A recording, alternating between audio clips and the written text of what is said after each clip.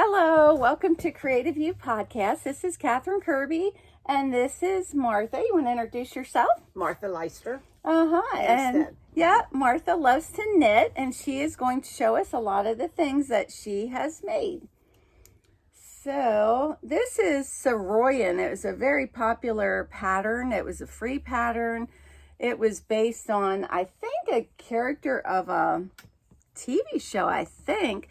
And this, show them the scallops because that's this was done with Debbie Bliss cashmerino tonals in like a grayish, a gray color. It's gorgeous. Do you wear it?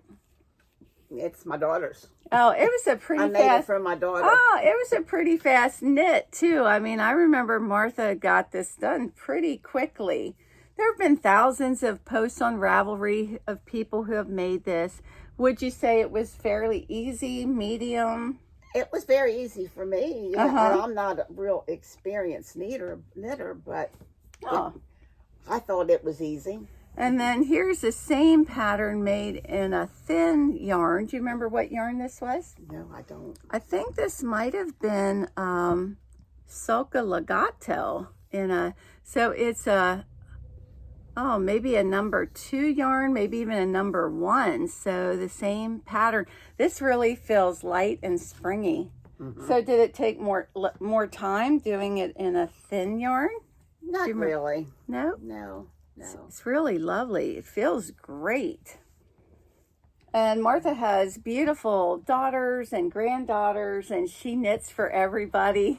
And this is the shawl that I made for Carolyn. Yeah, this was called, what was this called? Catherine, I don't know. There's a few patterns out that kind of look like this. They're similar. I'll see if I can find the name. And so this is a poncho. I think it might have been in one of the Katia books. And then there were some other patterns. This is 100% cotton. It's called Azaela. And it was called color stamped. It has all these colors. It's like peach, pink, green, blue. Oh, many, like one stitch has many different colors. And she loves it. She likes to wear it. Yeah, my daughter loves that. Yeah. Yeah. Now here's the one I made out of that. How long have you been knitting? Well, I started in high school. What was your first project? In the 50s. A sweater that I really never finished because I did it in home ec. And I just didn't have enough time, and then I never finished it. But I did learn to knit from the lady. She was a neighbor. And then I did knit for years and years and years. And then when I got married and pregnant, I started making baby booties and little baby sweaters. And then I did knit for a long time until I've started coming up to Catherine.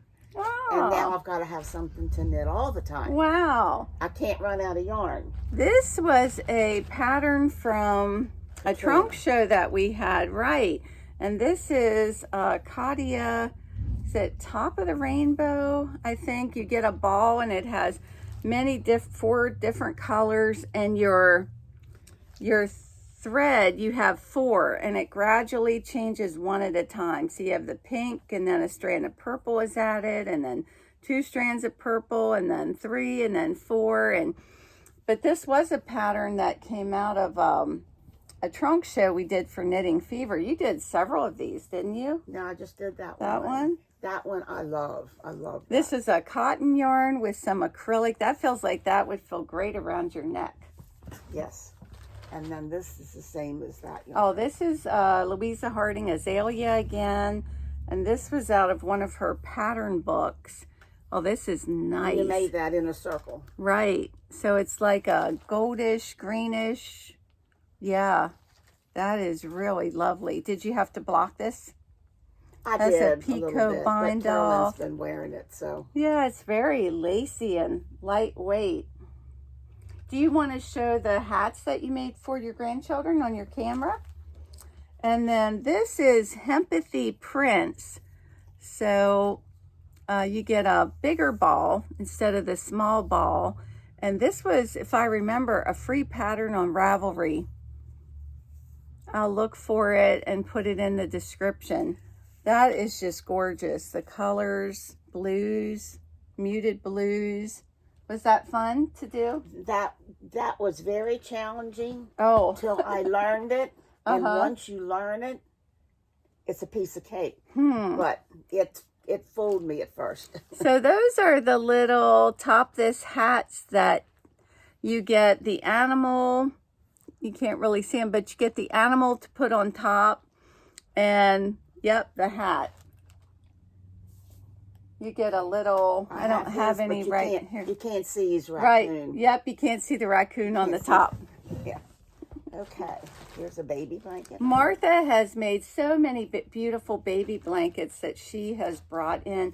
This is Euro Baby Babe soft cotton worsted in one of their variegated colors. This is so soft and light. Where do you get most of your blanket patterns? Has cable? I've had this book like you have over there. It's like, you know, the one with the pink blanket on. Leisure Art, I think, Our Best Baby Afghans. I think that's the name of the book. Oh, isn't that gorgeous? So how long does it take you to knit up a baby blanket? Oh, maybe less than a month if I really work on it. Yeah, and I've made at least 3 or 4 of these. Do you work on one project at a time, or do you work on several at a time? Sometimes 2. Sometimes I've had 3 going. And then this is a baby blanket made out of Niev. It's a juniper moon cotton. Again, a lot of people have a negative connotation about cotton yarn, and I think it's because that's my favorite. It's based on dishcloth yarn that they've used, and that isn't a yarn to make garments out of. So this is nice and springy. It's nice and lightweight, and I really like Juniper Moon Niev. There's the back. Wow, this is gorgeous. I love that yarn. Yeah. How many blankets have you given away in the last couple of years since I've known you? You've done a lot. I bet I've given away 25 or 30 blankets. Wow. That's gorgeous. Yeah. And this one, you ought to know what that is. This is Cascade South Superwash Effects. And it's wool, isn't it? Yeah, it's 100% washable wool. And now that was out of the same book. Yep, out of the same book. That is really pretty. Do you have a favorite pattern out of the book? No, because I've made most of them. And they're all they're just fun. Yeah. And then this. Oh, this is a ball of yarn, kind of like out premiere, and you take all different bling yarns and they all get tied together, and then you knit a pattern called Arrowhead Scarf. Oh, that's pretty. And so it keeps changing. Textures and colors. Right. Yeah. Oh, that's cool. That's neat. And that's all I have. Okay. Well, that was fun. That was fun. So what are you going to do next? I'm starting another baby blanket. There you go. For my granddaughter to give as a gift. How many grandchildren do you have? I have 4 grandchildren and 5 great-grandchildren. That's wonderful. Yeah. Any encouragement you want to give to people just starting out? Well, don't give up. Just come to Catherine and she'll straighten you out. Come to somebody that can help you, and don't give up. And most of all, be patient. And if you start something, get it in your head that you will finish it. And if you start it and it doesn't look right the first couple inches, then try another pattern. Sometimes the patterns fit the yarn. Some patterns fit some yarns better, don't you think? Right. I want to grab this scarf that you have over here that I really like. Oh yeah, that was you know, bling yarns, a lot of people don't know what to do with fancy yarns, and there's a yarn that has these little nubbies on it. It's like a polyester yarn, and Martha did a sparkled scarf And she put that on the bottom of her scarf, and it looks so pretty when she wears it. She's not afraid of fancy yarns. Yeah. Well, even this one I added that fur on it. Uh-huh. Yeah, because that didn't come with it. I added that. Right, that really makes it pretty. Yeah. Yeah. Oh, you got a drop stitch there. Oh, I'll have to get him. Yeah.